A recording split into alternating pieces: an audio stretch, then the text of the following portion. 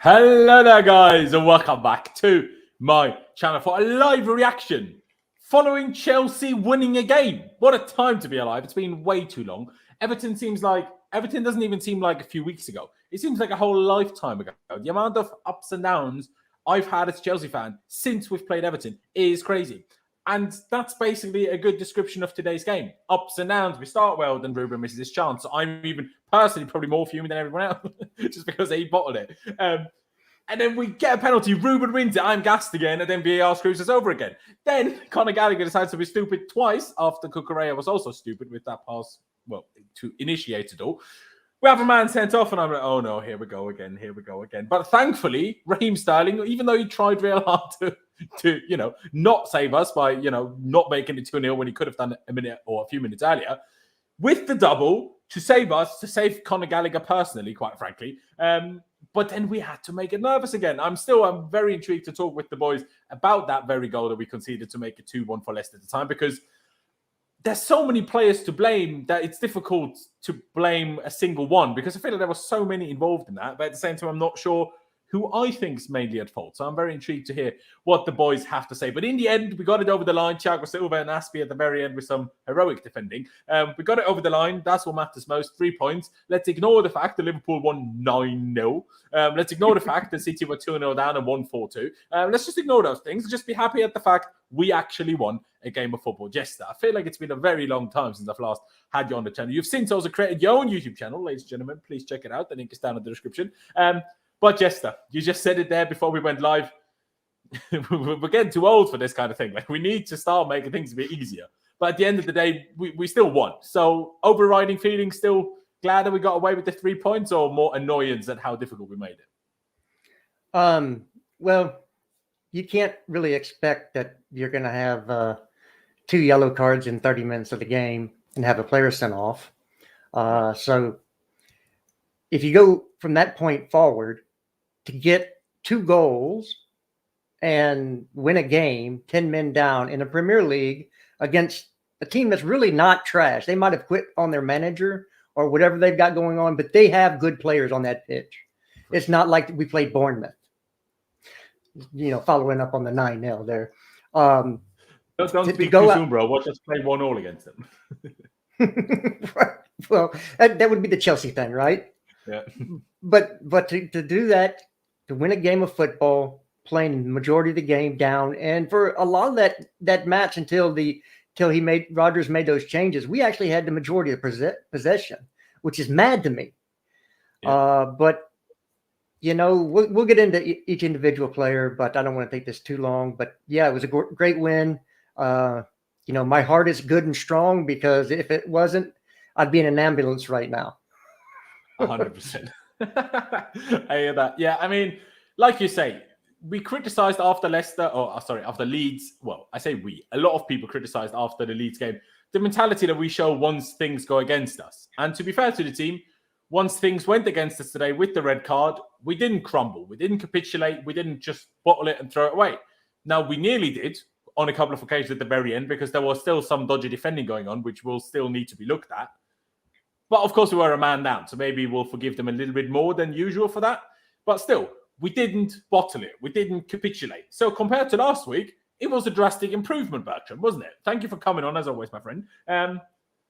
You said it there. It wasn't pretty, and I know I sounded very different after the Everton game, but against Everton, we weren't down to 10 men for the large majority of the game. So down to 10 men for the large majority of the game, still winning when considering we had the man sent off at the time, it was 0-0 still. So we won the game from a drawing starting point, going down to 10 men. That makes me feel a lot better about myself. So I'm pretty happy overall, Bertram. What about you? Very happy as well. Just very elated to get 3 points, to be honest, and have a whole week where we can celebrate actually having won a game. Because getting the red card, unlucky as it is, not getting the penalty, I think we could have capitulated, and to some extent I did, but we still have credit to the boys. They came back. Raheem Sterling scored twice, and I thought we had some very good performances in there as well. So yeah, very happy to see a squad that hasn't crumbled and give us some breathing space, because had we drawn or lost this game, the alarm bells would have been ringing. It would have been 15-16 all over again. So just very, very, very happy to have won by any means necessary. I think this is important, especially at this time of the season. I completely agree. Ladies and gentlemen in the chat, by the way, sorry I haven't really addressed you thus far. I hope you guys are happy as well at the fact that we actually won a game. Shows some decent character and everything. So please get involved in our discussions in the chat. We will get to the player ratings in a very, very soon. So make sure you get involved. There will be some polls in the chat. There will be loads going on. So like I say, get involved. Subscribe if you haven't already. We're past the 15K mark, but on the road to 20K. So please get subscribed, smash that like button for me, and let's get going. Now, the first thing to actually start with, and the first question I want to pose to you, Jester, is what you made of the team. Not necessarily when it initially came out, but once we actually were sure what it was. But I say that even when we actually watched us play, there was a lot of people having different opinions as to what formation we're playing. Now, I personally felt it was closest to this, with a little shift of Ruben just dropping into making it a midfield three very often. But I think this was the closest base thing to it. Obviously, we were always switching between or shifting it around a little bit. But just that, you agree with me? Do you think it was mostly a 4-2-2? Obviously, until the second half or until the sending off, I suppose. But to start with, or did you see differently to that? And regardless of what you saw it as, was there any big surprise in there for you? The fact that Havertz started again, the fact that Gallagher started in the pivot again, the fact that, I don't know, Chalobah was all of a sudden in the team, even though the last 3 days have all been spent hearing that Chalobah will go on loan somewhere. Mendy in goal. Did you potentially think Kepa should have started after the mistake? I don't know. So just give me your thoughts on the team and how we turn up today, man. It was a 4-2-2-2. And you have to understand that formations allows you to do little tactical changes within play. So you could see that going forward, it was more almost like a 4-4-2. At some points, you could get to actually it's 2-2-6 at some point in time when you're actually getting everybody 2-4-4, yeah, one of the two, yeah, for sure. I mean, it was really that formation allows you to make little changes and play differently depending on if you're off the ball, on the ball, in attack and defense, right? You can make little small tactical adjustments, and of course those were probably coached. I thought Chalobah would play everybody, or I actually wanted Ampadu to play in a back three with Thiago Silva and Aspie. People were calling for Aspie and Cucurella, and I'm like, you can't play two midgets in the back. No, you can't. Because on set pieces, you don't have the height. And when it came out, I thought Reece James was playing the back three, the right side of center back. I was like, no, he's our best attacking player on the pitch. At this most creative, you can't keep doing this to the guy. And so I was pleasantly surprised. It was surprising that we did play the 4-2-2-2, but we looked actually very good going forward. And until the red card, we were pretty dominant. We had a chance on target that maybe should have been finished, depending on if you think that that you should be beating the keeper from there. From 6 meters. I'm not going to say much because look, that's our finishing this year, right? It's not like you can say, well, Ruben should have finished that when nobody else on our team has been finishing those. So I'll give him a pass. He played well, but yeah, the formation was brilliant. So much for Tuchel's too stubborn to change the formation. I don't want to hear that anymore. That is true. That is true. Now, obviously, there is can very much so be a debate to be had. Would that change have happened if Koulibaly wasn't suspended? Who knows? But it happened. Now, personally, I still feel like we still play this system and any back four system, and sometimes it looks like our players have no idea what they're supposed to be doing. Now, I don't know whether that's because they are stupid or whether that's because they are not told properly and they don't understand properly what they need to be doing. But I still feel like this is a back four system that we're playing that doesn't feel properly worked out yet. Maybe I'm wrong. Maybe people disagree with me on that. But sometimes there's just moments where I'm like, your movements compared to each other just make no sense. So either you're not told how to move or you just don't understand how to move. It's one of the two. It has to be one of the two because sometimes it doesn't make any sense. But like Jester said, we did actually start well. Ruben should have scored. Then we had a penalty, which with this apparent new tolerance, that we should have for offside decisions, which was very well applied by VAR when Manchester United played Liverpool a week ago, but was completely ignored as Chelsea play Leicester today, unless, maybe it was a tad more. But why not explain it then? Like, if they do that, if they go by a tolerance, then like they have the lines, they have the technical ability to just tell me how far he is offside and tell me what the tolerance level is. Don't make two lines that look to me as a viewer identical between the Rashford situation and that today for Havertz, and then say one's offside and one's not. Now, if they told me, Rashford was within a centimetre and Havertz was 1.2 centimetres ahead, and that's why he's offside and the other one wasn't, I'm like, okay, if there's a reason, if there's an actual number and actual things to go by, fair enough. But all they've shown me was two separate lines that to me looked identically big, and one was offside and one was not. I do not understand how this happens. I don't get it. Bertram, let me get to you. Now, number one, did you also see it as a 4-2-2? Now, myself and Jester said so now, so you look like a bit of a mug if you say no. No, I'm joking. But maybe you didn't. In general, would you share the thoughts of Jester that until the red card at least, we were actually pretty good? We just, as usual, couldn't take our chances? Yeah, I thought we were very controlling. I thought we looked good in possession, and I saw it as like we played sort of a 3 in game where Gallagher would sometimes drop deep in between Chelsea and Silva, or at least right ahead of them. But yeah, I was very pleasantly surprised to see the play with the 4 at the back, because I want us to get the best out of the players we have, and I think this really suits them. And I love Loftus-Cheek watching him play. I think that's something you'll be happy to hear, Laurenz, more than others. But I thought he was very good as well. So yeah, I think I saw it as a 4 as well, but with the chance for the wingbacks to play offensive as well. But there were shades of playing a 3 as well, blended in when Cucurella and James were offensive, like when he hit the post, for example. So I thought that kind of brought the best of two worlds in, and maybe I would have hoped that Gallagher had another role in this team. Maybe if Jorginho dropped deeper, but my name's not Thomas, so I don't get to decide that. And maybe that was for the best. But I'd love to see this system implemented when we have maybe our optimal midfield in play. That would be quite good to see if we had a Jorginho and, well, I guess Kante or Kovacic, whichever.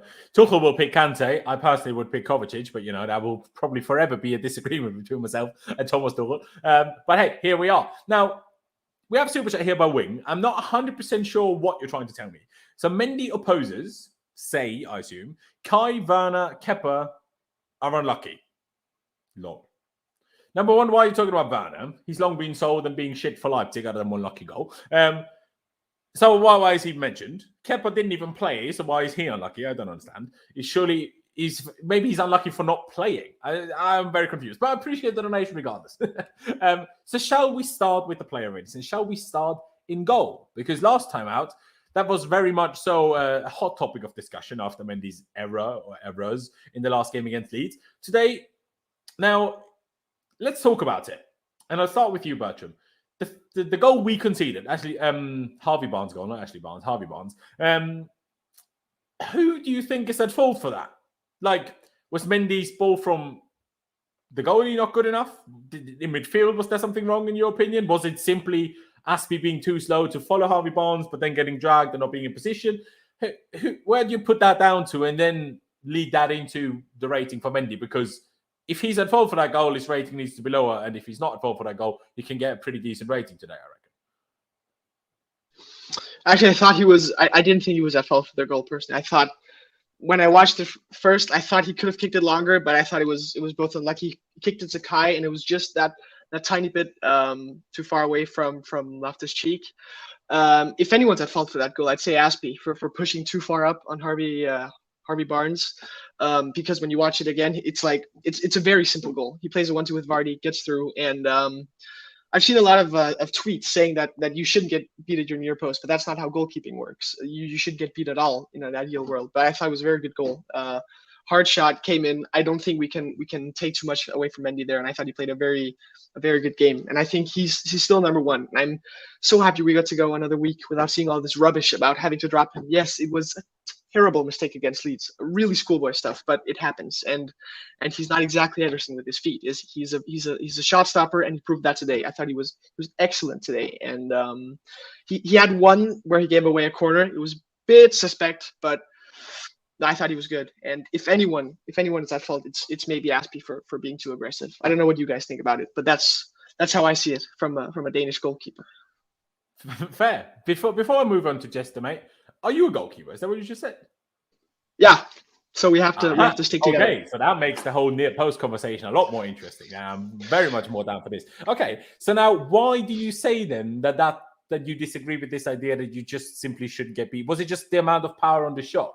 Or why? Or do you still think his positioning was right? Or do you think, because the power is a fair point, but then if he's positioned closer to the near post, then the power doesn't matter. Do you know what I mean?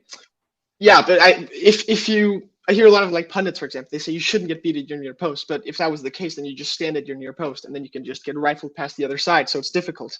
I thought his positioning was fine. You could maybe pull him a bit towards more his near post, but in the game, it's always difficult to be exactly where you should be. And I thought that Harvey Barnes was not like the angle was still good for him. I think if you're more angled towards the byline and you get beat in your near post, it's another conversation. But I thought he was decently poised outward, and the shot was hard. So I don't think that you can clamor him too much for that. That's just how I see it. I think there have been more times where other goals you can when he went in at his near post. Sorry, that was more his fault. But you can't cover the whole goal. It's just, this is how it is. So I think that he did a decent job here. You could always say, why, if he'd moved, he wouldn't have conceded that goal, but maybe Harvey Barnes had shot far post instead. If he stood closer to the near post, maybe Harvey Barnes just goes for the far post, and then there's no saving it anyway. That is a fair point. Exactly. But before I take it to Jester, what rating would you give Mendy then overall? And maybe one last thing. Obviously, we also conceded a goal early in the game, but it was disallowed. Now, number one, I think it is a foul, but I think a bit lucky. Like, I don't think every ref disallows that goal. I think if the ref lets it stand, VAR doesn't overturn it. I'm not sure if it's enough of a foul for VAR, as stupid as they are, to call it a clear and obvious error. So I think we got away with that a little bit. And I think Mendy was very lucky there, because that was a stinker. Like, number one, Harvey Barnes is so short. How are you not winning it in the air with using your arm and being like a foot taller than the other guy, basically? But I guess you got away with it, so maybe we shouldn't include that in the rating, I suppose, because obviously it didn't count. So I'm not sure. Your rating and your thoughts on that goal that we conceded there. I'd give him a 7.5. I thought he made some good saves. We definitely would have won without him today. As I said, he looked suspect. I don't know if you remember, it was in the second half when like someone kicked it back to him and he almost like dropped it like behind him in some way. I can't really explain it. Wasn't it out of play already when he did that? To be honest, I can't really remember, but it just shows a lack of concentration. But I thought he was very good. Like if I were to give him a higher rating, shot late on, then he just let roll past the goal, and it was like so close to the post when he could have just caught it. Like, it wasn't a good shot. So I really didn't understand why he did. I mean, for time wasting, maybe that was the idea. So I get that, but that was so close. Like, I nearly dropped my whole heart into my pants. It was crazy. But it's important. Okay, I don't play. It's not like that I play in the highest level, but as a goalkeeper, it's you have quite an underrated feeling about when it's going in and when it's not. No, I have no problem with him doing it. It just made me. You can't really explain it sometimes, and you can't really explain it. But I think, maybe like, let's say 90 out of 100 times that doesn't go in, or maybe even 95. And I think I would trust him to that. But yeah, when we're already under the cosh, as we were there, it would have been lovely if he just simply had it. But I also think about you asked about the foul earlier. To be honest, I don't know if I think it was a foul. I think goalkeepers are quite protected, and it's a good thing for me. But I think it would be harsh to. I think it's a 50-50, and I think you should just remove all doubt from the situation, just catch it. But I'd give him a 7.5 because he was very good, and if he had needed more, it would have been either a clean sheet or without visible errors. Fair enough. Jester, now your thoughts. Number one, do you think he is at fault for conceding at the near post? And number two, what did you make of his performance overall, including the disallowed goal? Well, also as a former keeper, you don't get beat at your front post. When you position yourself, it's about angles. Okay, you cut down the angles to give them the least chance of scoring. Well, if you're in the position he was, you've given him now 2 avenues to score. He can go across goal and still beat you, or he can beat you at the near post. So you have to position yourself in a way that you have the front post covered and cut down the angle. So his positioning was terrible on that goal. It was not where he was supposed to be, but his positioning is usually always awful. And I've been talking about this now for a year. He is not good enough to be a Chelsea starting goalkeeper. When the rubber hits the road, he has cost us majorly with his play with his feet, and he has a tendency to be beat at the front post, at his near post. Can we roll back the Benzema header from the 18-yard box that he got beat by his near post? Enough is enough with this. You're going to become the FIFA glitch. That's what you are now. You are the near post glitch. When the commentators are saying he's bad at his front post, at his near post, this is a problem. Yes, they did. Well, the American commentators did on Peacock. They did say he has a tendency to be beat at his near post. You don't want that in your CV. Ederson doesn't get beat at his near post there. Alisson doesn't get beat at his near post there. Actually, David De Gea, as suspect as he's been, he's not getting beat at his near post. Unless it's a dribbler. Bangers he stops. It's the dribblers that he lets go. But no, he made some good saves in the game to keep goals out. I'll give him credit for that. He comes out and makes himself big. He's a big man. It's hard to get the ball around him. But a better finisher, Vardy looks like he's pretty much at the end of it. But a better finisher probably beats Mendy on a couple of those. But I give him credit because the balls didn't go in the back of the net. So as far as the goal, he also started it with a terrible play out of the back. Okay, you're under pressure. You're down to 10 men. The last thing you want is a giveaway in the center of the pitch from any player, especially the keeper playing the ball out. Just boot it deep. Havertz was actually playing very well, at least being a pest on hold up. He wasn't the greatest hold up play, but he was at least there. He played some nice headers that could have turned into stuff, but you just play it long. Don't go short. Those guys need a rest. And if it's 15 seconds for them to go and come out and get and reshape the formation, then that's what you have to do. So that again with his feet, every time the ball goes back to him, I'm like, just kick the ball. Just kick the ball. Don't touch it. Just kick it. I don't want you to make a touch just one time out the back. I don't know. I'm at the point with the guy. So I'm going to give him an average 6 because he did have some good saves, but enough is enough with the near post thing and the positioning and the play with your feet. It's just enough is enough. So for me, it's a 6.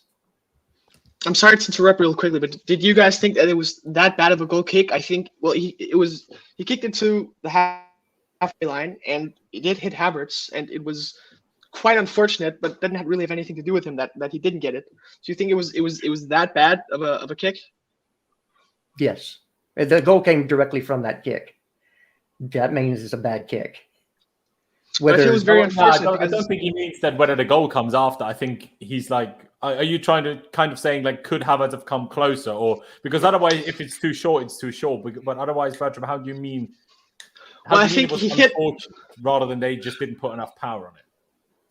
I feel like when he kicked it up, I think if it was a terrible goal kick, he had one where he booted it out of play. I thought that was a terrible goal kick. I thought he kicked it far enough away to hit Havertz. I think if he'd have booted it further, either Havertz has to move further up, or we lose it again. So I thought it was a decent enough goal kick to hit Havertz about 50 meters away. I think the unfortunate thing comes from Havertz actually he takes it down quite luckily, and it's like about this far away from Loftus-Cheek. So that the goal comes from the goal kick. I think it'd be difficult. I think if you have a problem with the near posting, I think fair enough. But I think the goal kick in and at itself was all right, and quite unfortunate that we didn't keep possession from it. Yeah, see, I'm not 100% sure about the goal kick because I feel like I've not seen a proper replay of that. Oh, not goal kick, whatever the kick by Mendy. So I'm gonna hold my personal judgment on that. I've watched while you guys were talking about it. I watched the goal again. If I'm honest, I do have to. I know there was a lot of power on that, but the way he just I don't think he should be beaten that way. Like if it's higher up at the near post, maybe it's okay. If it's completely on the floor, maybe it's also okay. But it's completely at his arm's height when he dives, and the fact that he dives and still doesn't get it. How does that happen at your near post? I'm like, I mean, I get what you're saying, Bertram, in terms of, well, you need to cover the rest of the goal as well. Fair enough, but you can't do anything about it if it's very much in the far post anyway. So I feel like it's in that scenario, surely you give yourself a better chance of saving it if you make sure you can't concede at the near post. Because with what he did, he could concede at the near post and the far post. While if he's positioned closer to the post, at least he makes sure one of them is not an option, and he forces Barnes into the corner and doesn't give him the option anymore to pick between the two. So I'll probably say between you guys, I've realized this. I was thinking about this yesterday or the other day, that I rarely give out 7s. I often do a 6.5 or a 7.5, but a flat 7, I feel like we don't end up on very often. I don't know why that is. But yeah, so I'm kind of stuck between a 6.5 and a 7 again, and I was probably going to go 6.5, but I'm not 100% sure if I'm being harsh because he made some good saves. The one-on-one save against Vardy, it was a good save, but at the same time, he came running out and Vardy just shot it straight at his body. Like, he didn't even save it with his arms, didn't he? I think it was shot straight at him. So, yeah, it's a good save, but it's also like, well, he just was there. Like, I'm not trying to take anything away from it, but I'm just saying, was it as good a save? Or was it just a good save? I don't know. I'm not sure between my 6.5 and 7. You know what, ladies and gentlemen, even though we don't have that much time, so I should probably get going. I will put a poll in the chat, and you guys can decide between a 6.5 and a 7 for Edouard Mendy. Some of you seem to be very unhappy with that.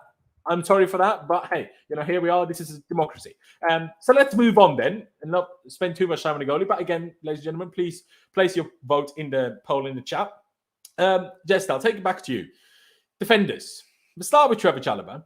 I don't know whether he's going to go out on loan. Personally, I think he should not. I think we're then just leaving us too many players short to especially to play a back four. Even if we sign, well, we have signed Fofana now, but then we have Fofana, Thiago Silva, and Koulibaly, of course, yeah, as the 3 only out-and-out centre-backs if Chalobah goes. Because Reece James and Cucurella and Aspie, they can all play centre-back in a back 3. But in a back 4, they're not centre-backs.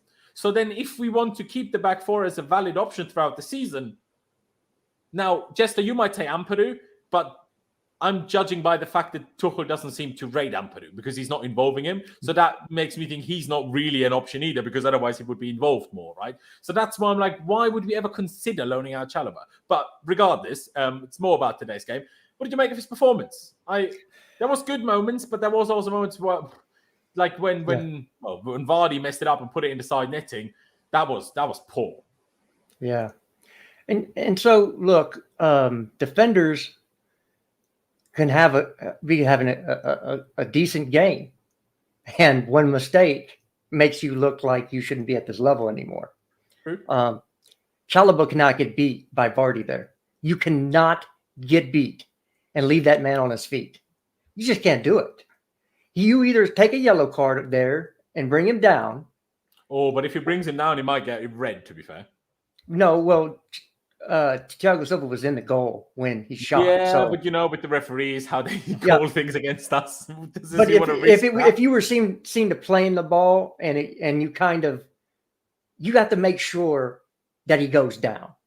You can't like grab his shirt and pull him down, but they were in a 50-50 tangle. You have to either win the ball or concede the foul there. You just have to, because you don't leave Premier League strikers one-on-one with your keeper, because more often than not, you're going to lose that battle, right? Vardy did not look good this game. Thank God for that. Maybe he had one too many brewskis before in the week and he wasn't at it. I don't know, but thank you. Because that, again, you can't do that. He's not been a defender for long enough to understand positioning and where to be when he needs to be there. He just doesn't understand that stuff. It's not ingrained in him like a Thiago Silva, who could be playing on one leg, which he probably was a little bit in the second half. Yeah. And still is always in the correct position at the right time. And that's something you learn from years and years as a defender.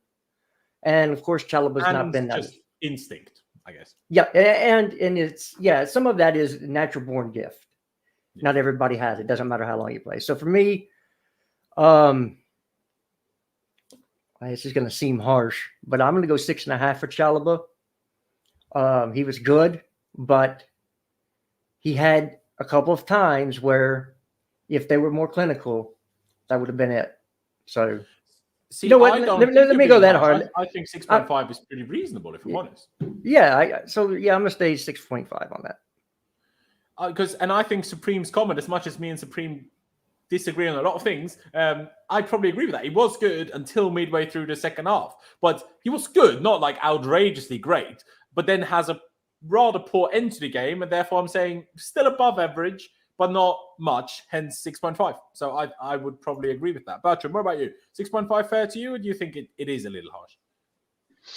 No, I think it's good, and I'm happy to say that I agree with Jesters and Supreme here. I think he was all right. I expected a lot of him. I was happy to see him start because I think he is one of our best defenders. But he does have these sort of concentration lapses, like he had against Liverpool last season when he gave I think it was Mane the goal. And I think that could another day have cost us a couple of goals. But other than that, I thought he was good. He fought till the end, but I'm just annoyed that. I really hope that he can eradicate these concentration losses, because then we really have a great central defender on our hands. But I pray to God that he doesn't get loaned out, because I'd hope that the best place for him right now is with us, because we need the center backs, quite frankly. And having Thiago Silva and Koulibaly and Dave to learn from defensively it'd be a dream. So I think it was a decent season opener for him. Had the one mistake, but other than that, I'm just happy to see him play. So yeah, I agree with the 6.5. Fair play. Now, Lucas Lima also makes a reasonable comment. We shouldn't forget that the players that actually remained on the pitch and didn't get themselves sent off, they did play against a man more for a large majority of the game. So, number one, towards the end of the game, the more difficult it will always be. That's why it was so annoying when we conceded that one goal, because with a 2-goal cushion, everything would have been much more comfortable. But of course, we would get more tired than them by the end. Number one, we dominated until then, which is exhausting, with 10 men especially. And then towards the end, we ran more throughout, or each individual had to run more throughout. So at the end, they will start to get a bit more tired. But let's move on. A lot of people in the chat are talking about Thiago Silva being the man of the match. Bertram, do you personally agree? Well, yes, but I always agree. If I was the man of the match, I'd probably give it to someone else. But I thought he's exceptional. He's at 37 years of age, dropping performances nearly like this. 38 as well. Like, he turns 38 nearly 38. I love watching this guy play. I'm so happy we have him. And I thought he was fantastic once again. I think in particular his reading of the game, it always impresses me, the way that he can fling his body in like these 50-50 duels and get it. I'm always impressed. So I thought he was absolutely fantastic today. Didn't think he was at fault for the goal, as I saw someone see, because he covered what he could, and you can't really I think he was more left alone there by Aspie. Yeah, and you can't really go after a guy almost 38 years of age and telling him he's too slow. It's only Usain Bolt that can do that. I'd give him give Chalobah 7 point. I think I'd give Silva 8.5 personally. But that's open to what you guys think. Oh, I'd give him. You know what? We won, and I love Thiago Silva. Give him an 8.5. Give him a 9. I don't care. He's fair dues. I'll put an 8.5 down for now. Jester, do you agree that he was man of the match? And what rating does whatever your opinion on that is equate to in the end? If Sterling hadn't put 2 goals in, yes. That's the short answer. Yeah. But since our offense has looked so horrible this year, I would probably save that honor for Sterling because he did put 2 away.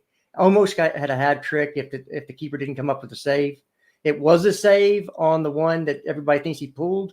It actually it hit the keeper's foot, so it was a save, not a fluff.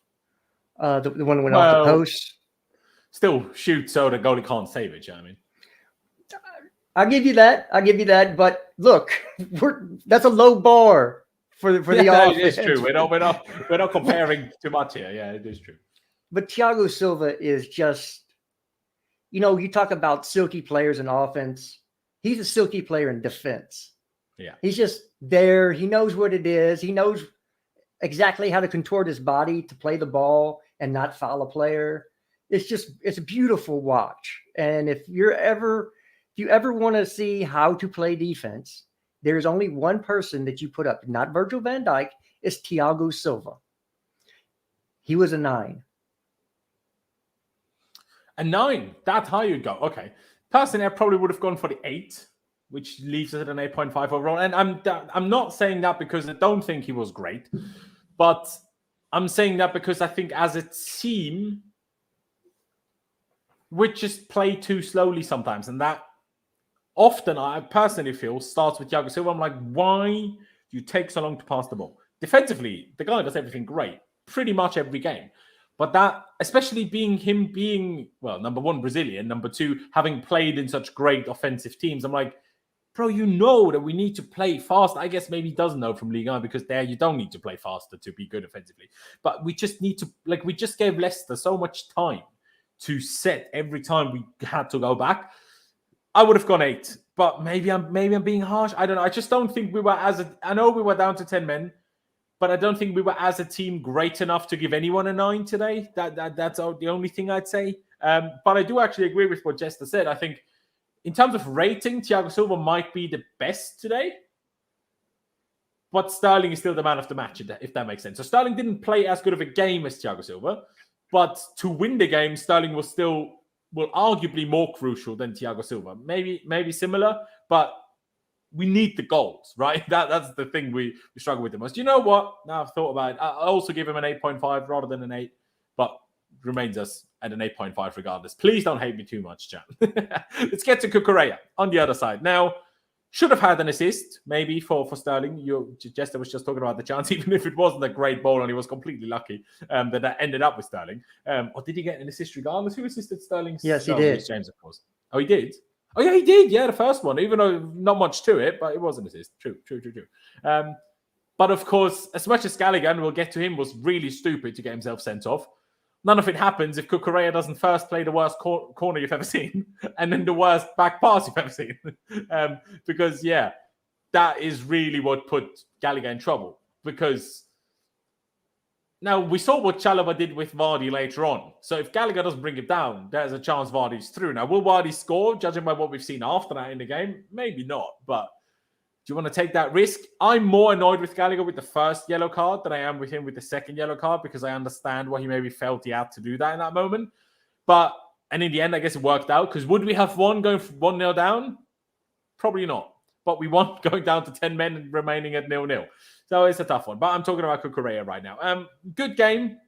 Nothing outrageously crazy good, though, I thought. But yeah, so just a good game. So I would probably give him a 6.5 like Caliber. That's what I'm going to say because good game. Would have been a 7 otherwise, but then that mistake to push Gallagher into the red card, into the second yellow, is what I'm going to deduct that half a point from and give him a 6.5. Jester, what about you? Do you think I'm being nice? Do you think I'm being harsh? What do you think? No, I actually had the same exact score, 6.5. I think that he's starting to play with the big boys now. I know it's really easy to look good on a Brighton team. He's still good. His corners were not good. I don't know what it is. We put people on corners. It doesn't matter who it is, and we can't beat the first man or it's crap. I don't understand that. It doesn't matter who it is. You can go all the way back to Willian. Is it talk about the number 9 curse? Even Fabregas and Hazard had plenty of corners that couldn't beat the first man. I don't get it. I just it's a free kick. It's like a free throw in basketball. It should be good every time you do it. It's just so for me, it's a 6.5. You get that guy in space though, and he's amazing. You give him some space, and he can make things happen. So going forward, I love it, and I think I could see him in a 4-4-2 playing the left mid side sometimes with Chilwell behind him playing left back because he's got that. He's Spanish, okay? He's got that little spice in him to go forward, a little crazy. I mean, you take that for what it was. It's a compliment, nothing else. He has that. Spanish players are usually more techie than most players, and he has that. So 6.5 for me. He had a good game, solid game. Yeah, there you go. I agree. Like I say, he had a good game. It just had to deduct something for that mistake for Gallagher. But yeah, like you say, I also was pretty happy with his defending. Like when he's in one-on-one situations, he holds his ground, make sure he gets his blocks in. A lot of people in the chat have said it. His pass selection is what I like a lot. He always and the way he goes direct in a little gap, which too many of our players don't pick and instead pass backwards. He doesn't always pass backwards in those situations, and I'm very happy with that, personally. Bertram, 6.5, too harsh for you? Would you agree? What do you think? It feels a bit tough coming last. You guys took the words right out of my mouth. Yeah, 6.5, right. Definitely. I thought he was very solid, and I love this guy. Something that I've noticed a couple of times now is and it reminds me a bit of like the old guard, the John Terrys and stuff. Whenever he gets like a decision against him, like a free kick or a throw in, I always see him like he doesn't really take it up too much with the ref. He just gets back at it. I don't know why I can't explain it, but it just there's something about that.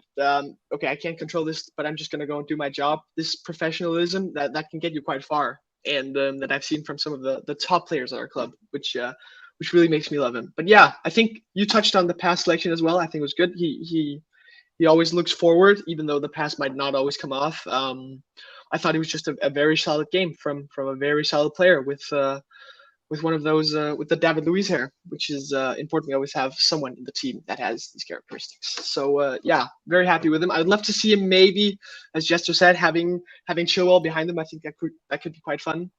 Having those two overlap each other. But good performance. Fair play. Now, I'll make it easier for you on this one so we don't take the words out of your mouth. Reece James, why don't you go first on this one? Got the assist, in the end, decisive assist. Good game. Hit the post as well, even though I think Mount was offside in the build-up anyway and the goal wouldn't have stood had he scored rather than hit the post. I could be wrong on that, but it just looked like that to me. We never saw a replay of whether Mount was offside or not. But yeah, good game overall. What would you say, Bertram? I'd give him a 7.5 personally. I thought he was good as usual. I think it was a very crucial assist. We saw him give to Sterling. It is exactly the type of goal that I've seen City score a million times from like Kyle Walker or Zinchenko or whatever, and to Sterling as well. I thought he was good. I think this is what you get to see from him when he's not as reserved as he was the last couple of games, when he gets to push forward. But it might be harsh to give him a 7.5 if it was another player that put in the exact same performance. We maybe give him a higher rating, but this is just the Rolls Royce Reece James classic. Just whenever he has the ball, he just looks so determined and he glides off it. And just a typical Reece James performance that culminated in an assist and a goal involvement and hitting the post as well, getting forward. I think we're so lucky to have a player like this at our club. There you go. No, honestly, we are. As long as he doesn't play like he did against Everton too often. What a player we have. Jester, 7.5. Is that about the area you'd go, or would you go potentially higher or lower? For me, Reece James was an 8. He's one of the few Cobham players that deserve to be in this team. He is fantastic, and it doesn't matter where you play him on the pitch. I keep telling you that if you put him in as a defensive midfielder, he's still clipping balls over the top. You saw him do it today.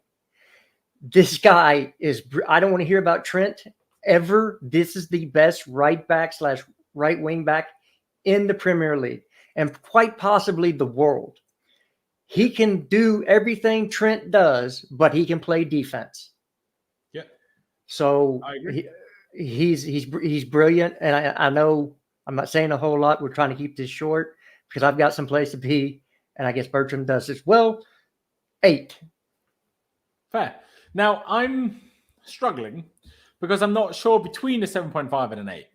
Now, on the one hand, like I said, I don't think as a whole team we were that amazing that I just want to dish out 8s. But at the same time, like obviously someone also said in the chat earlier, we were up against 11 men with only 10 men ourselves for a large majority of the game. He got a very good assist. At the same time, Cucurella got an assist, but it wasn't anywhere near as impressive as Reece's one. I will go for the 8. But I will say one thing again, and I know people that have tuned into these streams more than once, they probably heard me say this before. The one thing I don't like about Reece James when we play a back 4 and he plays as right back is that he sometimes doesn't seem to realize the urgency of him needing to run back. Sometimes I just see him strolling about. I'm like, bro, you're not playing wing back today. You're playing right back. So get your ass back in position. That's the only criticism I have of Reece James today and mostly in general. Sometimes sometimes I feel like he forgets he's not a wing back when we play a back 4. And he doesn't have that problem when he plays right centre back in the back 3. Then he's aware, okay, I need to defend. But as a right back, sometimes I'm like, okay, someone tell him you still need to defend as a right back. Not always as a wing back, but as a right back. Please make sure you go and defend. All right. Let's move on to Jorginho. Don't really know what to make of him today. Jester, what did you make of Jorginho? He wasn't the best midfielder on the pitch. I think that honor goes to Ruben, even though he should have made more from the chances, and sometimes Ruben over dribbles. Yeah. But I still think he was probably the best midfielder on the pitch today.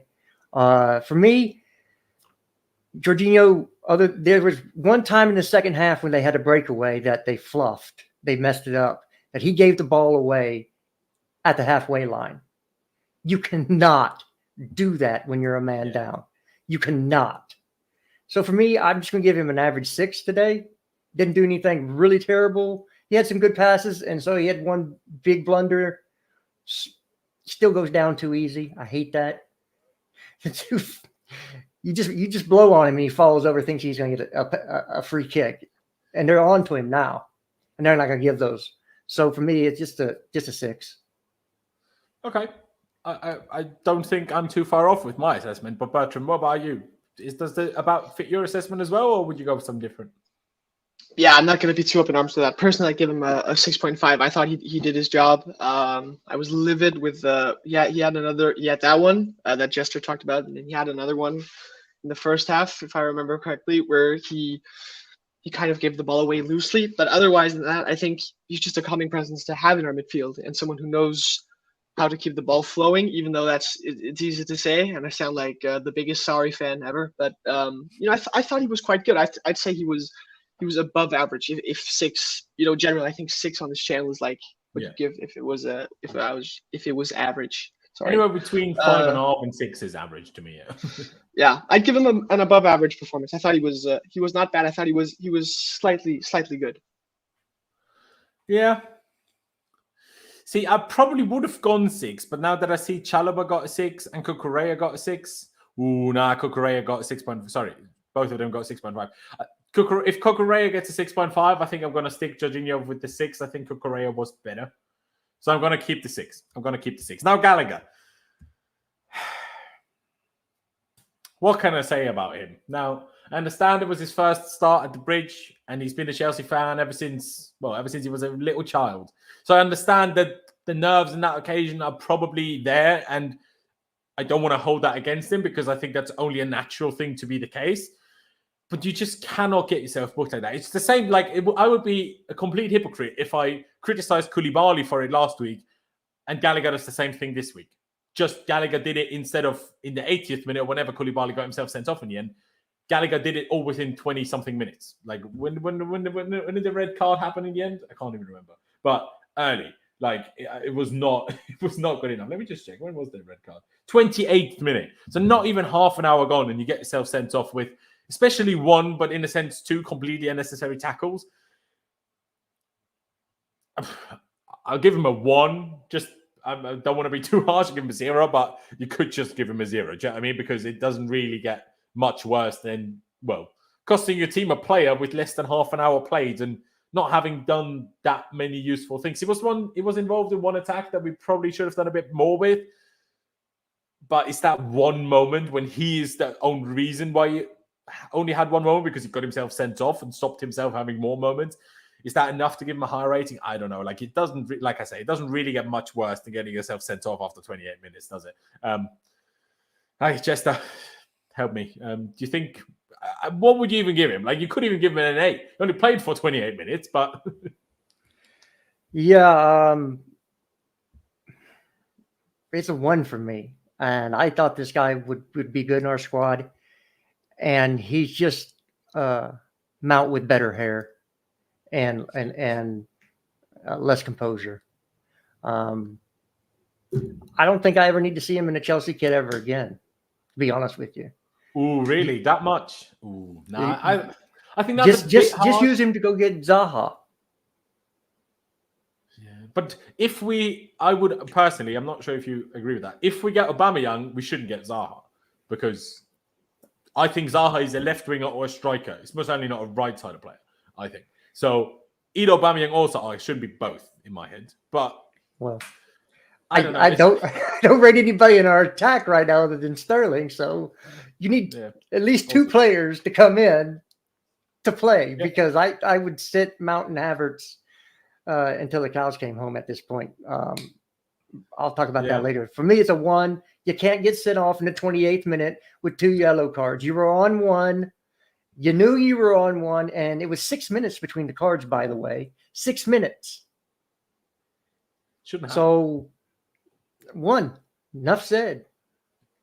Fair. Yeah. I mean, I probably wouldn't agree that he should never play again. Do I maybe agree that he shouldn't play in a double pivot again? Maybe. But never full stop. I'm not 1,000,000% sure if I'm that sure about it. But hey, at the end of the day, neither of us decide that. But Bertram, 1, keep that one short. And by the way, when and if you have to go, Bertram, just let me know.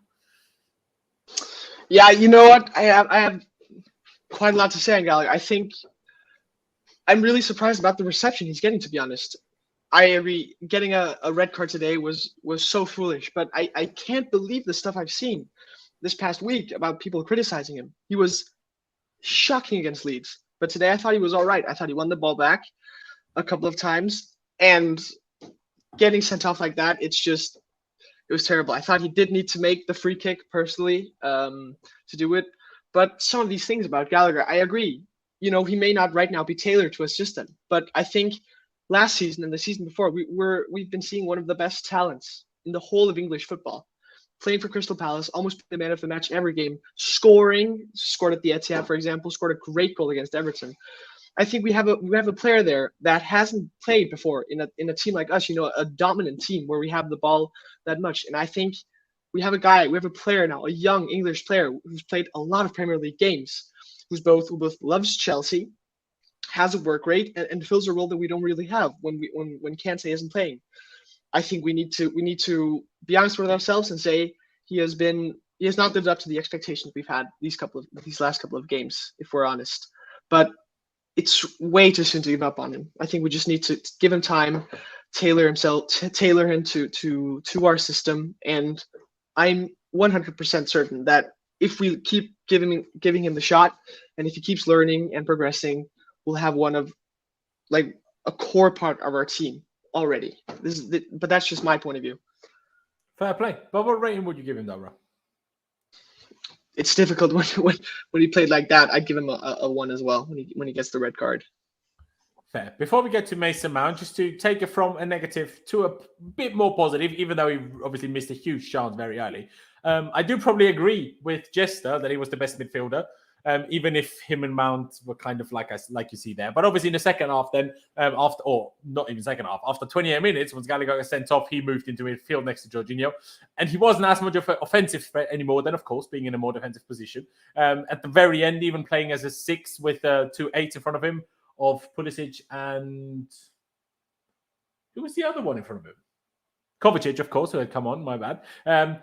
I think I'd give him a 7. Now, of course, he has to score his chance. Jester, I think, was being nice very early on when he spoke about it. I think he has. You're not even 6 yards away from goal, or 6 yards away from goal. Like, you have to score. Like, I know we got a corner from it, so it was a save. I understand that, but no. And I'm going to be as harsh for Sterling as well for the one that he didn't score. If you're 1-1 with the goalkeeper, no matter how much I love him as a player, and everyone knows I love Ruben, you have to score that. You have to score that. But the way he won the penalty is not his fault that Havertz was offside. Now, maybe you could say his pass to Havertz took a tad too long, maybe. But it was still a good pass that in the end helped us win the penalty that we didn't get. And I still blame VAR for that more than Havertz or Ruben for this offside because, well, if Rashford wasn't offside last week, then Havertz wasn't offside this week. That's my opinion. But yeah, I'm a big fan of Ruben. Now, everyone knows that. I would have never in a million years thought that 4 games into the season, Ruben would have played as many minutes as he has. But hey, here we are. Yeah, I'll give him a 7. And I think 7 is pretty reasonable. Bertram, what about you? Do you think 7 is reasonable? Yes, I thought he was. I thought he was our best midfielder. I think we're seeing some of the tendencies that made him one of the brightest talents before we played that stupid game out in America where he got injured. I think he has some of the same tendencies. I don't know if you agree with me, but he has some of the same tendencies that Reece James has about the way he moves, the swagger he has. I like his ball progression. He's super good on the ball, and he does move it forward. And I love to see him in this new role. I thought he was excellent at the Bernabeu. I thought he was excellent here. And I'm just so happy to see him playing as well. I think he brings something that we don't have in our midfield, except for Kovacic, and the physicality as well. So today, I agree, it would have been fantastic to, after 5 minutes, go 1-0 up. He should be scoring that. But he made the run, if we're looking at the positives, and I'd happily give him a 7. I'd even give him a 7.5 from the win. But that was primarily when we were both 11 and 2 up. So yeah, I'd give him a 7. And on that note, I'd say thank you very much for having me on. Thank you very much for that. Pleasure meeting you too, Jester, and have a lovely live stream. Appreciate you very much, Bertram, for coming on. We'll chat to you very, very soon. Again, my apologies. Obviously, the public might not be aware. Bertram did send me again the fancy questions for the preview yesterday, but the preview stream was so long, we just didn't get around to it. I'm very sorry. I felt very rude once I realized. But Bertram, thank you for being here again, and we'll chat to you soon. See, just the one positive we have, now that Bertram had to leave, that means we get the rest done quicker, which means you won't be held up either, which is fantastic news, isn't it? So, a 7 from me, a 7 from Bertram. Would you agree? You said he was the best midfielder, but does that mean 7, or do you think a little bit lower or higher for that? No, I would go with 7. And I know that, look, there was the chance that he missed. He should have scored. He did get the penalty. In no world was that offside. Just want to put that out now. In no world is that offside. They got to quit doing this line stuff and just use their eyes. If you cannot tell somebody is offside with your eyes, then they're not offside. The game is not played with a measuring stick. I'm sorry. If you cannot use your eyes and see they're offside, and that's what they do in America, in the MLS, they go to the monitor. They don't use the lines. If they cannot see visually that the player is offside, he's onside, because that means you did not gain an advantage. That is what the offside rule is. You've gained an advantage. And having a big toe offside is not gaining an advantage. It's just not. So that needs to go away. Sorry, we just do it better in the United States, and that's unfortunate because the Premier League is the best league in the world. It is very true. Now, on the one hand, do I trust these referees in the Premier League to look at it with their eyes and make that judgment? That's the part I where I disagree with you, where I'm like, well, imagine we let Anthony Taylor decide with his own eyes. Like, we'd never have a correct offside decision ever again. Do you know what I mean? But, like, sorry. Again, you can't tell me one of these is offside, the other one isn't. If anything, Rashford looks way more offside than Havertz does. Like, it's silly. It's ridiculous. Yeah. No. Maybe we need to buy people with short feet.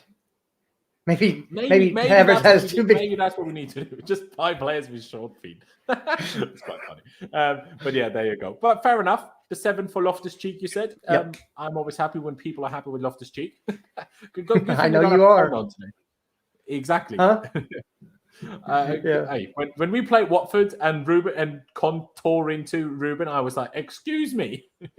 But Mason Mount, maybe someone we need to tear into. Now, I know you're not necessarily the biggest fan of Mason Mount, Jester. I'm aware of that. But what I will say to start with, just of my opinion, just like Gallagher a little bit with this playing in a double pivot, and even though Mount was already, in a sense, out of position in the 3-4-3 we played for the majority of the last 18 months, I think this 4-2-2 does not work for him.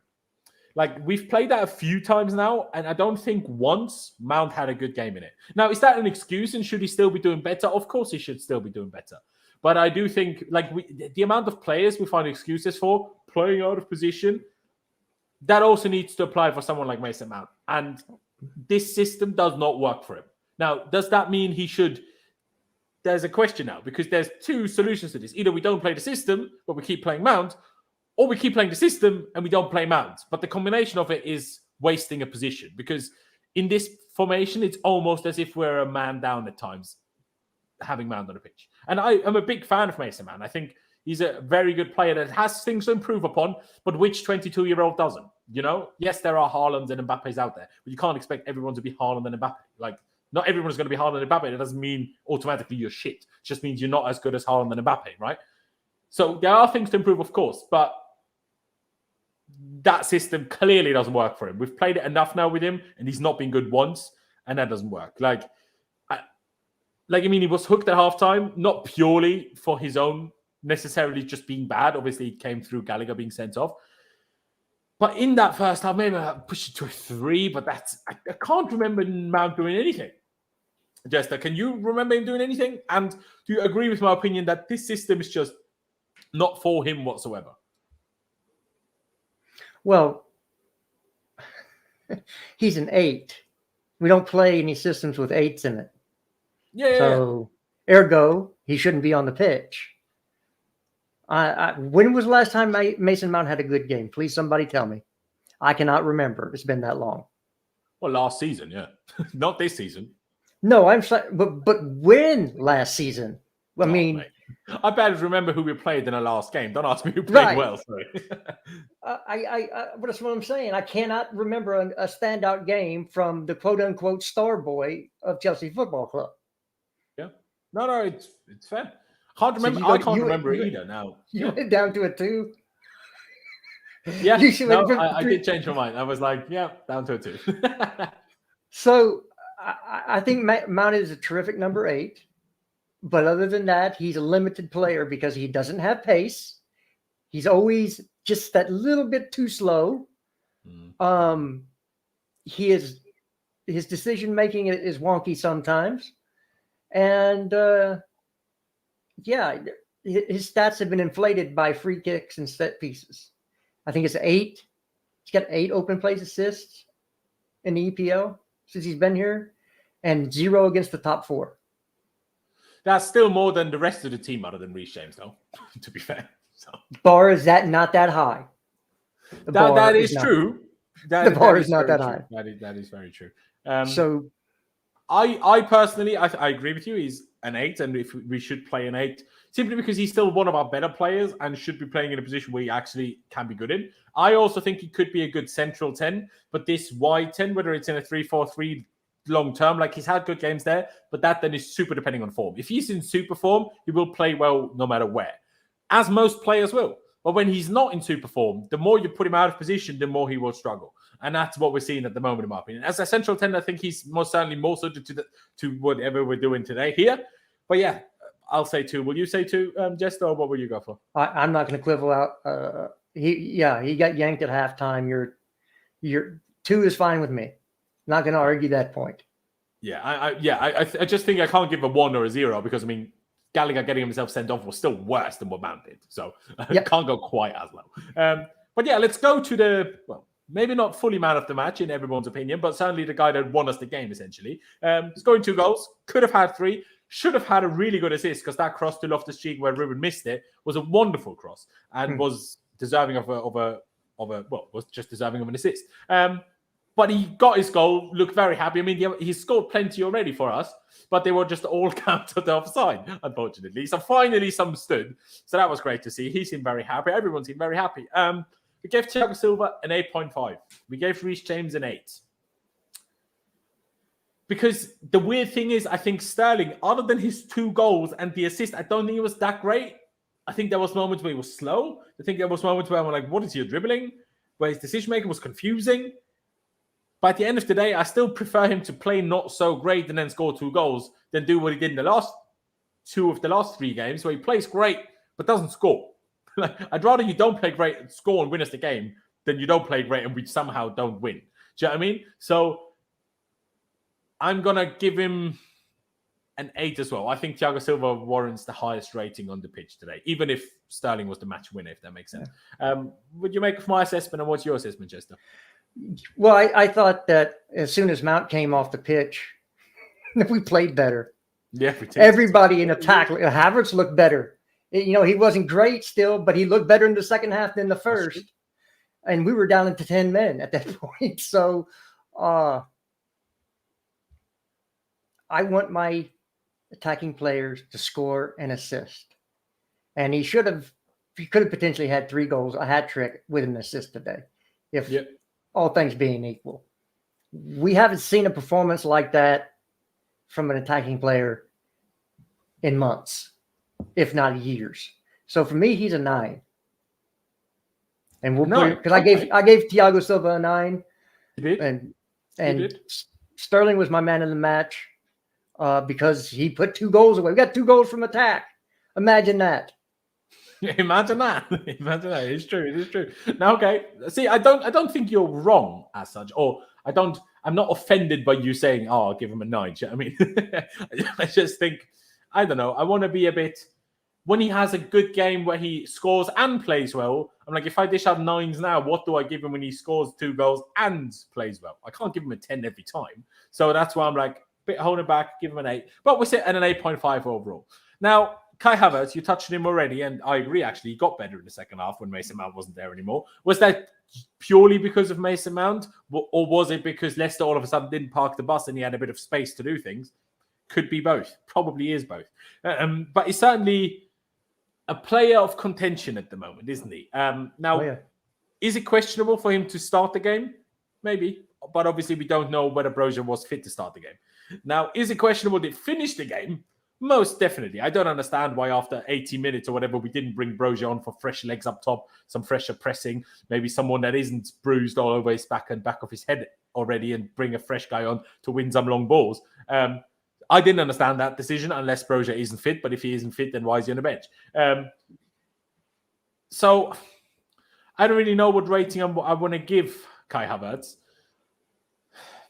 Anywhere between like a 4 and a 5? Would you say? I was going to give him a 5 if that helps. Yeah. So at least I can't be too far off. Let's see what the chat thinks. You know what, chat? I will actually give you guys a poll and not just 2 options. The Mendy one, by the way, ended up on a 6.5 in total. I will give you guys a poll just to get a better idea of what the people think, because sometimes a lot of people put ratings in the chat and it's only the public minority, shall I say. Okay, so I'll start with a 4.5. By the way, Justin, while I'm doing that, you can also explain why you wanted to give him a 5, actually. Maybe that makes things... Yeah, I thought in the second half that probably the best we've seen him play all year, as far as being physical, holding the... I didn't particularly think he was that great against Spurs. No. I do not like Havertz and Mount to play together ever in attacking positions because they play exactly the same way.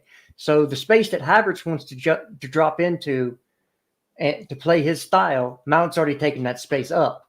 So has to go more forward.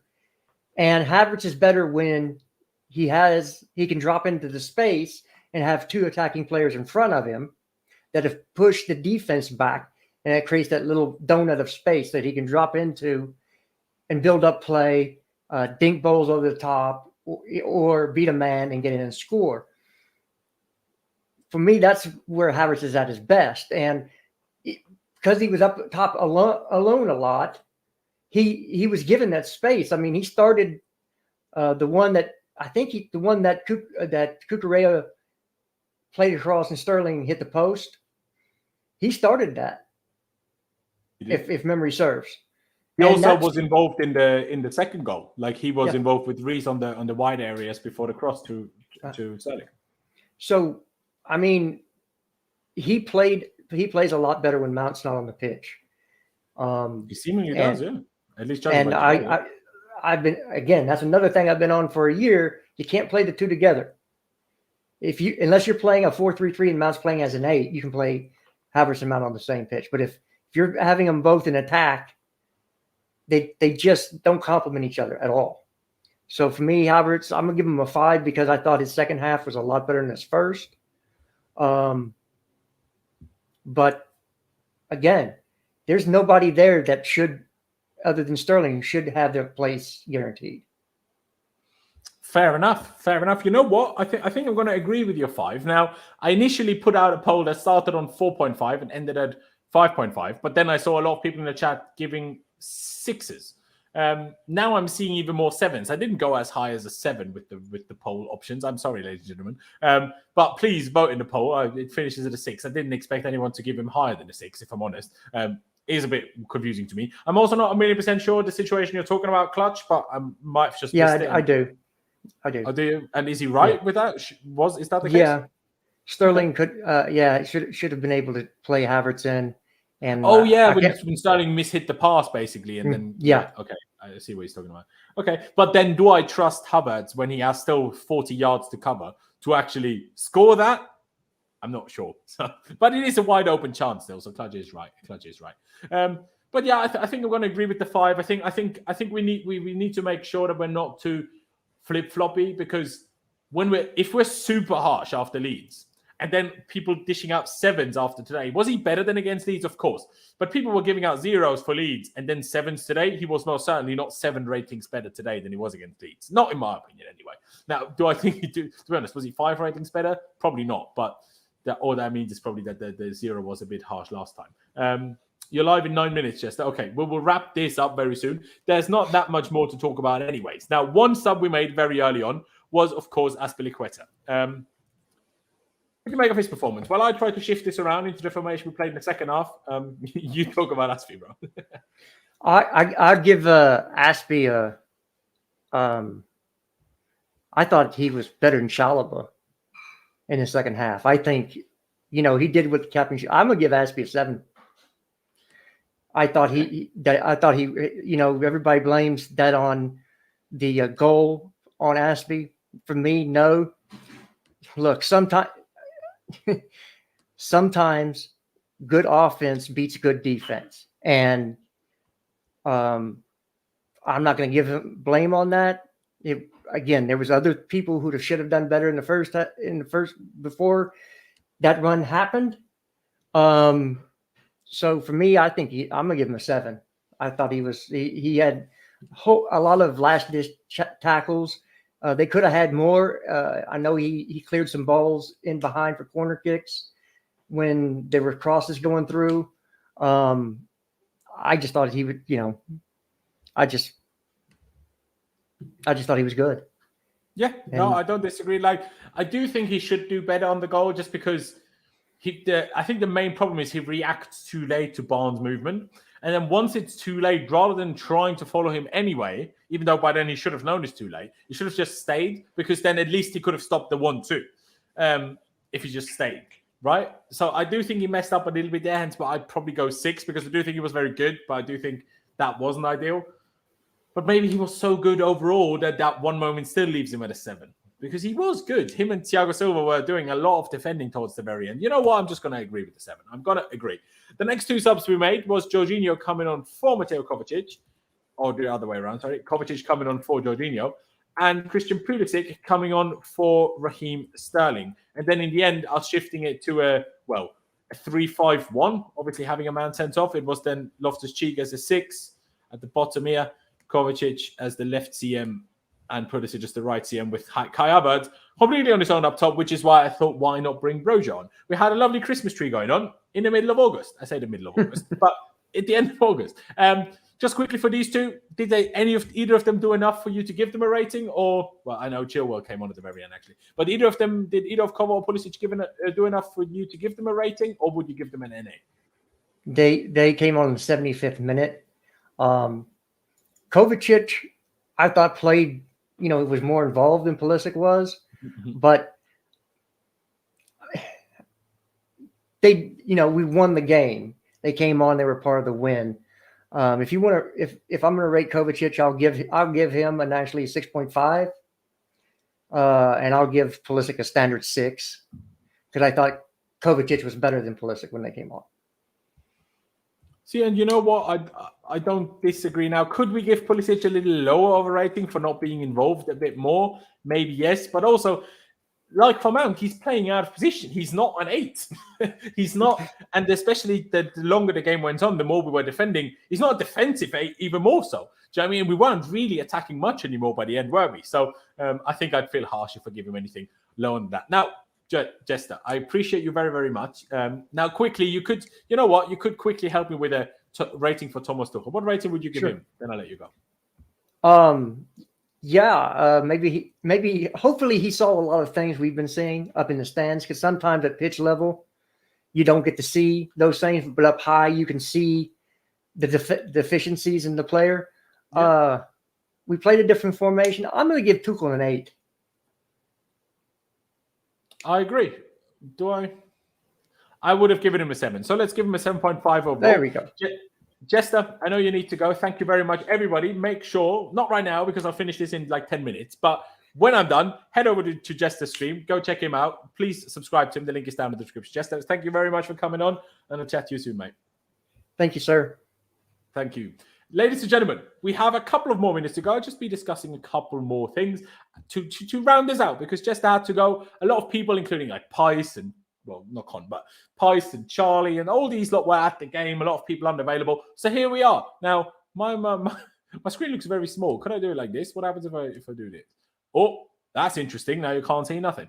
That's funny. Oh, shall we do this one? All right. That's quite interesting. Don't like this one either. See, I'm just playing around with things. I'm playing around with things. Terrible starting 11. Supreme. Now, what exactly would you have done different about the starting 11? Now, again, mind you, Kovacic isn't fit to start, or wasn't fit to start. I assume the same goes for Amanda Broja, because he only returned to training on Thursday, so I assume he couldn't have started. So, and then if you take Havertz out, as much as he probably deserved to be left out,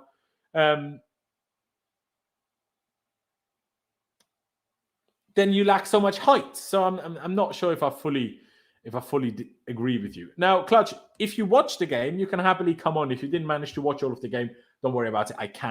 I would be wrapping this up in the next 2 minutes anyway. So totally up to you, bro. If you want to have your say on a few things, then come on, my bro. But yeah, ladies and gentlemen, Thomas Tuchel, at least the touchline ban is served. I do hope that Chester is actually, you did watch. Okay, you know what? I'll just send you the link quick and you can say a few things and then we wrap this up again very quickly. Sorry, I'm losing my trail of thought while doing things at the same time. And now I don't have anyone to talk while I'm trying to do things at the same time. Yeah, now, like I said, I think he should have brought Broja on. I think Havertz wasn't good enough today or in the last 2 games to justify not bringing him on. I think that is a little bit harsh. But otherwise, I don't really have much to complain about, really. So I quite like it. We've got Fofana done now, so that's a good step in the right direction. Hopefully, we can still get... There he is. There he is. Clutch has joined the party. Clutch, what a wonderful sight, even though I can't see you, to sit here with you again on a player rating stream. What do you make of the game? What do you make of the game overall? Let's take it all the way back to where we started. Well, I think the first half I was a little upset, especially like a lot of people with the starting lineup. I mean, we see Havertz and Mount keep getting chances after chances after chances, but then we go after other players because they don't take their chances, but yet they don't get a run of games, but they're poor for a game. That's all behind us. Mount was very bad. Like he was ghosting. He wasn't doing a lot of, like I seen him do some like pressing. He had a lot of nice pressing, but that's just what Mount does, obviously. I thought Havertz in the first half was decent. I thought he was getting into good positions. Like I said earlier, he had that through ball that Sterling messed up that he should have had. And I thought Sterling in the first half was absolutely dreadful. I'm sorry. I don't care. He was very, very bad.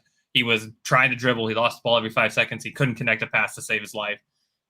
He just didn't look like the Sterling we needed. And in the second half, he got a couple goals. He looked a little bit better, but Like, I think the goals kind of saved his rating for today. I was really impressed with Ruben, other than his miss. A little unfortunate not to get the penalty, but I can kind of understand it. I mean, Ruben's probably the bigger guy, so the VAR guy is probably like, hey, how is he going down he to didn't get that? the pen because of the offside, right? And that wasn't Yeah, that's true. I forgot about that part. James is good. I thought Cucurella in the second half was much, much better. In the first half, he was quite poor. Some of the passes he was getting off, like, and I didn't even say that, like, Sterling missed the wide open or missed the one-on-one chance that he hit off the post, but he got 2 goals, so it is what it is. Chalba once again showing that he's dodgy in defense at times. Thiago Silva is just the godsend that we need every week. Just now, and every time he goes down, he seems like he's hurt. I'm like, ugh, here we go. Who else have I not spoken? Mendy had a lot of good saves that he needed to make today that he did make. Maybe he shouldn't have got beaten on his near post. I thought Kovacic was good when he came on. I thought Pulisic had a couple good moments. Can I ask you, Clutch, do you think we were lucky with the disallowed goal for Leicester for the foul on Mendy, or do you think that is fair enough to be called out? No, that was how that was supposed to go. Like, he toppled over Mendy, and that's just But like, how does a 6'5" goalie get toppled over by a 6'7" winger? 6'7" winger. Oh, 5'7" winger, or 5'8", whatever Harvey Barnes is, but not very tall anyway. You can get tangled up in the air. It makes sense. Like, it makes sense on that regard. Like, I don't know. Maybe we did get a little bit lucky. I thought we got a little bit lucky. I know you're not either, but because I'm not a goalkeeper, I'm never a fan of this rule that the goalie isn't allowed to be, like, touched in the box. I'm like, why? He's the one allowed to use his arms. Surely you should be allowed to do more physical contact against him than against other players, if anything. But hey, considering all the referee calls we got against us so far this season, I'll take this one. I only think we were a little lucky, just because, like I said earlier already, I think if the referee gives the goal, I don't think VAR overturns it in that situation. So therefore, I'm saying we were lucky because the referee called it, if that makes sense. Even if, like, I'm not saying there was no foul in it, but I still don't think there was enough of a foul for VAR to overturn it. So we needed the ref to see it. The arm around Mendy's neck and back. I mean, yeah. Okay. Fair enough. Yeah. So that's why, I mean, right there, that's why I would say that was a foul. I thought we got luckier with some of the chances. Like, Vardy is not the same Vardy. He had 3 or 4 chances that, he should have taken, but he didn't. So, I mean, I thought Conor Gallagher was, like, okay until he decided that he was just going to start giving up. Basically, Gallagher had one great tackle and otherwise didn't do anything. Yes. Just shows that maybe he needs to be playing as an 8 and why the formation needs to change. But yeah, so I mean, the starting lineup, that's how I see it. Pulisic had a couple good touches. Other than that, didn't really do much. Stay defensive. I thought Kovacic was trying to get involved. Aspie was very good, like Jester said. Everything that Jester said, I agree with. And then Chilwell was just Chilwell for 2 minutes. I thought he had a good moment in defense, but other than that, like, I don't really blame Tuchel for a lot today. I do blame him that, like, if you want some of these players, the thing I will say, if you want some of these players to step up, you got to start managing better. Like, we cannot go into a game where Mount and Havertz have been poor for 2 games straight, and then all of a sudden we're going to keep starting them because they're never going to play better. Then you're never going to have, like, somebody on the bench like a Pulisic or a Ziyech or a Broja. Like someone said in the chat a minute ago, Sterling was equally as poor against Leeds and missed the biggest chances against Spurs. So if that was applied and Sterling was also dropped today, he couldn't have scored 2 goals today. So that's why it's always difficult when you say after someone's played badly, you take them out, and then you see another one who's also played badly, but then comes in and all of a sudden scores. It's like, that can happen. But at the same time, I agree. The problem is, Pulisic, I agree. Pulisic should be playing. The problem is, should he play instead of Havertz? Because then we have no tall players, right? Should he play instead of Mount? Okay, fair enough. Mount has had enough bad games now that I think from the next game on, well, we play on Tuesday anyway, so you'd assume some changing. But because Mount was the one hooked at half-time, how likely do I see it as him not starting? And maybe more likely Havertz this time and Broja starts the next one. I don't know. But I think Pulisic deserves to get more involved. I don't know about Hakim Ziyech because a guy that flies straight from Leeds to Amsterdam after we lost 3-0, I'm not sure if I want that guy to start, even if the other options are playing badly. Do you know what I mean? Did he do that? He did that. Straight after Leeds, he got on a plane, flew to Amsterdam. Now, no one knows if to sort out his new deal, which looks to be stalling because United are not paying what Ajax want for Anthony. But I don't like that. Like, I know it was pre-planned, but we lose 3-0, man. Don't just fly to Amsterdam straight away from Leeds. It's not a good look. Like, even if there is explanations for it, it's just not a good look. Mm-hmm. I didn't know he did that. That's actually not fun. It's actually very bad. Exactly. I mean, I guess if you push at Pulisic's post, we spoke about that yesterday. Silly. People just need to shut up. Let the kid post pictures with his friends, man. For fuck's sake, leave him alone. What happened to Pulisic? Pulisic on Tuesday, so 3 days after we lost to Leeds, he posted a picture with Tyler Adams and Aronson and just posted with caption American flag. And people obviously lost their shit. Why are you posting this after we lost 3-0? And I'm like, fuck off, man. Let the guy post a picture if he wants to. See, that's where the double standard within this fan base comes in. I mean, I can distinctly remember Mount doing it with Declan Rice after games, and he never gets the same. But which is fine. Like, I mean, it's your friends. Like, you can't say, like, I don't mind it. If that's that's literally just his best friend. So, I mean, if you were playing against your best friend, you wouldn't go over there and be like, screw you, I hate you. 3 days after the game. He didn't, post it the night of. So... yeah, so it's just like, I mean, I don't see where that's a problem. I think that's just somebody needing to take the hate because they don't have anything else to hate. They don't know who to blame. Exactly. I also think that's a little bit the case with Kai Havertz recently. Now, does that mean he's been playing well? No, but people are making out like he's the worst footballer in existence. And I'm like, you need to hold your horses, ladies and gentlemen. But hey, here we are. Now, we need to get signings in anyway, right? Because you said there, Mount and Havertz shouldn't be playing. If we sign Aubameyang, Havertz doesn't play anymore anyway. So then that's that problem fixed in and of itself, right? Now, if Anthony Gordon plays, then it shouldn't change anything because he barely makes under 21 squad. But, even though he did score today, to be fair, so at least he did get something, to score his 5th Premier League goal of his career. How much are we trying to buy Anthony Gordon for? Sorry? How much are we trying to buy Anthony Gordon for? Well, we bid 60 million or a base price. 60? Yes. 60. Plus add-on taking it to 60, yes. And then Frank Lampard said he's worth over 100. So Frank Lampard... because he doesn't want to lose him. He's his only decent player. Yep. If he gets in, who's he going to have? Frank Lampard is just... You're not getting 100 million. Nobody's going to give you 100 million for him. No, see, but I think that's his point, though. I think what he's trying to do is just not let us buy him. When I'm like, Frank Lampard's still saving Chelsea in 2022 because someone needed to have the sense to stop us buying him. Jesus, I can't. And if it needed Frank Lampard being stupid, then hey, that's what we needed. Listen, like I said, I have not been paying attention very much. I watched the game today. Today was the first time I watched a full game through, and probably almost 2-3 weeks since the first week.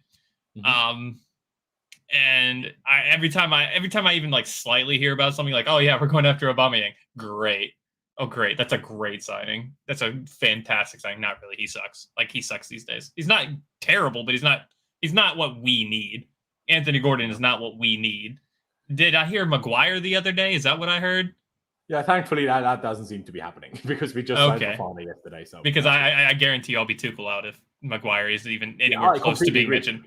Even if I find out one day that Maguire was a genuine backup option, if we didn't get Fofana, just for being a backup option, he should be sacked. That's unacceptable. You cannot have Harry Maguire in your first 1 trillion centre back options. You absolutely cannot.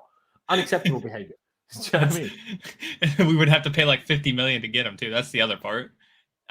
Probably, yeah. Oh God. I hate. This is why I'm why do I hear all these things that I don't want to hear? But yeah, no.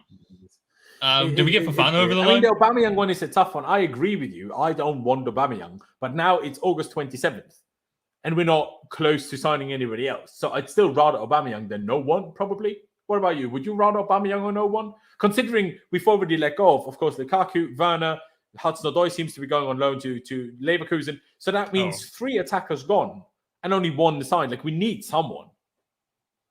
Yeah. What about I swore I got on Twitter the other day and seen that Depay's deal with Juventus fell through. I would prefer that too, but if Tuchel doesn't, what can I do? I don't really want the Arsenal captain who is not looked like he cared about a single game of football in the last 5 years. So I really don't want to see him playing for Chelsea. Not to be honest, but I'd still prefer it to not having anyone, I will say. That is fair. That is fair. I'd also There you just go. prefer us to change the formation, and I'd be a much happier person. Hey, I mean, we did change it today just to a 4-2-2, not the exact thing I'm looking for, but still, I prefer that to a 3-4-3.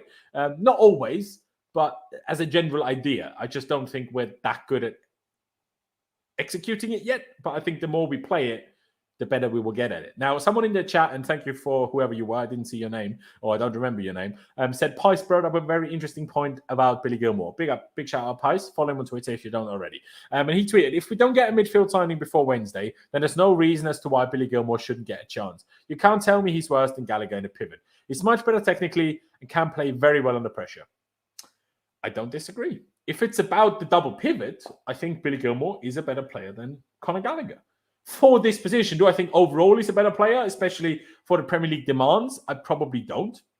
Oh, was it you, Naku? Thank you. But I think for what Gallagher is being used as right now, I disagree. I don't agree with Thomas Tuchel on it. But personally, I do instead of what Pice just said, I think Ampadu should be ahead of Gilmour. Now, not next to Jorginho. Ampadu should be the first backup to Jorginho, but I still think Ampadu should be ahead of Gilmour in the pecking order because Ampadu has had successful loans, but Gilmour doesn't know how to spell successful loan. After that misery he had at Norwich last season. Is that all his fault? No, of course it isn't, but it still really didn't work out. Now, I know Ampadu wasn't very good at Leipzig. Well, I say it wasn't very good. Didn't get to play at Leipzig, which is now where we're apparently looking to sign to loan Chalobah to, which I hope doesn't happen. But, Clutch, sorry. What's your thought on this? Now, I know you haven't had the time because of being busy to watch every game so far this season, so I know you're maybe not completely all caught up on how everyone played in every game. But what's your thoughts on Billy Gilmour, like obviously being sent away from pre-season to the under-21s pre-season and not being given a squad number, just completely being overlooked? It is a bit strange, isn't it? Yeah, I mean, I'm a big fan of Billy Gilmour, to be honest. I really am. Him and Ethan Ampadu. I think Ethan Ampadu, when given time and given the chances, he could be a very good player as well. Because, I remember a while back we were discussing Ampadu at Venezia and the different positions he played, and I said he could be a lot like Ruben. He's a shorter version of Ruben, less technically gifted dribbling, obviously. Yeah, a more defensive version of Ruben, shall we say? Yeah, but he is a better defensive player than Ruben, so I think Ampadu could be that solution that we would need. Billy Gilmour, as far as I'm concerned with him, he is. I'm not going to say he's Kovacic, but I kind of put him as more of a defensive version of Kovacic. Like, he can dribble. He's very good technically. He has the eye to look for a pass forward, which is something our midfield desperately needs. Like, desperately, because whenever Jorginho doesn't do it, we get nothing done from the midfield. We use the midfield as, like, just making sure they cover the transition. The one really good pass we had today was by Ruben. I know Havertz in the end was, in my opinion, wrongly called offside, but that was a great over-the-top ball. And who played it? Loftus-Cheek. No. Georgie did it. No. Gallagher did it. No. Well, I guess those are the only midfielders who played. So I should mention the other players, but still. Well, I do remember Reece James, like, one crossfield pass to, I think, Sterling. Sterling messed up, but Reece James can't be a wing back and centre mid at once. So I mean, it's true. As much as he tries. And that's why, like, for the longest time now, like, I know you know me well enough to know that something I've been begging for is whenever I talk about Jorginho has to be a better passer from the midfield. You have to break lines. I mean, let's even look back to last week with City, what KDB did. That pass to, was it Silva or was it Gundogan? I can't remember last week. I think Fulham are leading Arsenal. That sounds like good news to me. Does sound good. Unless AJ is lying, which would be very sad. So don't lie, please. God, no. Sorry, interrupt you. But, yeah, if it's just like KDB in the middle when he has those, like, little passes just to cut the defense. We don't have that from the midfield. Our player that's supposed to do that is Mason Mount. He doesn't do that because he's too busy sitting on one of the wings where he's not supposed to be because he's not a winger, which is why I question why he's in the front three. Mason Mount's the reason why I don't want a back three anymore is because I want to move him back into the midfield where he can play those passes because I know he can do it. I've seen him do it. But he can't do it from the positions he has to take up because he is in the front three. There's one player ahead of him, and it's generally Havertz. So you're never going to be able to make that little cutting pass at KDB. I'm not saying he is KDB, so people in the chat do not say this about me. I'm just saying Mount has the ability to play passes. I'm not saying he's as good as KDB. He's just that is one of the things he can do, but he can't do it from the front three. So we need to stop putting him in the front three. Like, what did I say a couple weeks ago? I said the best time I know we played for today, but he was also still playing in the front three. He's still playing a front three role pretty much. Or front four, whatever. Yeah, whatever you call it. But like Mason Mount has to be deeper. If I were to put Mason Mount anywhere in this right now, it'd be in one of the pivot positions. Like we did against who? It was the second half he played it, one of the preseason games. I thought that was probably the best he looked a long time. Yes. I mean, Laborde is right. We did play back four today. It just wasn't with him as an 8. Yeah, it was with him as like one of those weird wide 10s. Like that position that we know he can't play anyway. Every time we've ever winger, but it's not a winger, so why is he playing there? Yeah, it's like Mason Mount should not be the one providing width. I know he can cross a ball, but that's not his thing. That's not what he does well. Especially on the left side. Like he can on the left side, because he can whip a ball with his right foot, but then you have to play him on the right side. But Ruben wasn't the right, who's the one probably more comfortable, because he's not good at crossing on either foot anyway. It's not Ruben's big strength. So at that point, wouldn't that make more sense to have him on the left? Now, Ruben, because playing right wing back so much recently, probably more suited to the right in that sense. But I'm just saying in terms of attacking output, I don't disagree. But yeah, I mean, Billy Gilmour, what I don't understand is when people say, who was it? A minute ago, someone said, Billy Gilmour has never impressed you. See, that comments like that, I don't understand. Bro, he won man of the match against Liverpool, and this was full strength Liverpool. He was man of the match Liverpool. in his first FA Cup game against a strong Liverpool team. He was man of the match in his first Champions League game that we won. He was man of the match in his first Premier League game that we won. Like, how can you say he never impressed you? Unless you missed those games, then fair. But if you didn't miss those games, how can you say he never impressed you? Like, to say you never thought he was that great, okay. I still think weird, but okay. But to say he never impressed you after those 3 games, that just doesn't make sense to me. I just personally think he just shouldn't be a defensive midfielder, because the guy's about 3 foot tall. So don't make him a defensive midfielder. He's also an 8. Like, I know no one sees this, but he's also an 8. He can dribble, he can pass, and he can make a tackle. Now, doesn't that scream 8? Like everything I just said, if you can pass, dribble, and tackle, doesn't just scream 8, especially if you're 4 foot tall. Doesn't exactly, and small in frame, doesn't exactly make you a great DM, does it? So why is he being used as DM by everyone? I don't understand. But hey, here we are. Yeah. Clutch, I very much appreciate you popping on, but I think it's time we round this one out. At the end of the day, Gallagher made things more difficult than it needed to be. In all fairness, as much as I love him, Ruben made things more difficult than it needed to be. Chances are, if Ruben makes it 1-0 very early on, Gallagher never gets sent off and we win the game comfortably with 11 men. But unfortunately, so is football, and I guess you also never know. Maybe Ruben puts us 1-0 up, Gallagher gets sent off, and we lose 2-1 then. You never know. No one will ever know that for sure. At the end of the day, we didn't capitulate like we did last week and like we criticized so often. We actually won against adversity. Down to 10 men, penalty ruled out by VAR harshly, and we still got the win.